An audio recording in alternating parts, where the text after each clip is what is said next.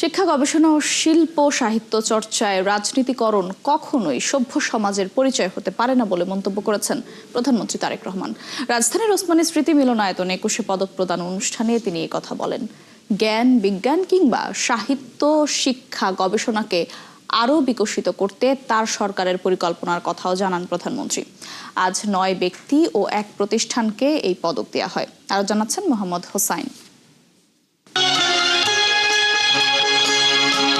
ভাষা, শিল্পকলা ও সাহিত্য সহ জাতীয় জীবনের বিভিন্ন ক্ষেত্রে অসামান্য অবদানের স্বীকৃতি স্বরূপ দেয়া হয় দেশের দ্বিতীয় সর্বোচ্চ বেসামরিক সম্মাননা ২১শে পদক। এবছর ৯ জন বিশিষ্ট ব্যক্তি ও একটি প্রতিষ্ঠানকে মর্যাদাপূর্ণ এই পদকের জন্য মনোনীত করে সরকার।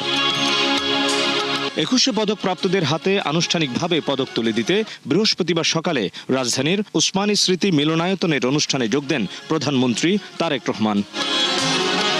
প্রধান অতিথির বক্তব্যে মহান ভাষা আন্দোলনে আত্মদানকারী ভাষা শহীদদের কৃতজ্ঞতার সঙ্গে স্মরণ করেন প্রধানমন্ত্রী। পদকপ্রাপ্তদের অভিনন্দন জানিয়ে শিক্ষা, সাহিত্য ও গবেষণাকে আরও বিকশিত করতে সরকার কাজ করবে বলে জানান তিনি। শিক্ষা, গবেষণা এবং শিল্প সাহিত্যের চর্চাকে আরও বেগবান করতে রাষ্ট্র এবং সরকার তার দায়িত্ব অবশ্যই পালন করবে। আমি বিশ্বাস করি শিক্ষা, গবেষণা এবং শিল্প সাহিত্য চর্চাকে রাজনীতিকরণ করা কখনোই সভ্য সমাজের পরিচয়ক নয়।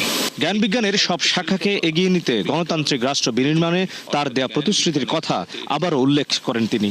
শিক্ষা, সাহিত্য, শিল্পকলা, বিজ্ঞান ও প্রযুক্তি অর্থাৎ জ্ঞান বিজ্ঞানে সব শাখায় যাতে দেশ এগিয়ে যেতে পারে, নৈতিক মানসম্পন্ন তেমন একটি উদার গণতান্ত্রিক রাষ্ট্র ব্যবস্থা প্রতিষ্ঠার লক্ষ্যে বর্তমান গণতান্ত্রিক সরকার অবশ্যই কাজ করবে। আমাদের এই যাত্রায় দেশের বিজ্ঞজনদের দিক নির্দেশনা অবশ্যই প্রত্যাশিত। বাংলা ভাষা ও সাহিত্য বিশ্ব দরবারে একদিন আলো ছড়াবে, এমন প্রত্যাশা প্রধানমন্ত্রী তারেক রহমান। বাংলা ভাষা ও সাহিত্য নিশ্চয়ই একদিন বিশ্ব সাহিত্যের জগতে আলো ছড়াবে। মোহাম্মদ হোসাইন, ৭১, ঢাকা। প্রত্যাশা করে আমি আমার বক্তব্য শেষ করছি।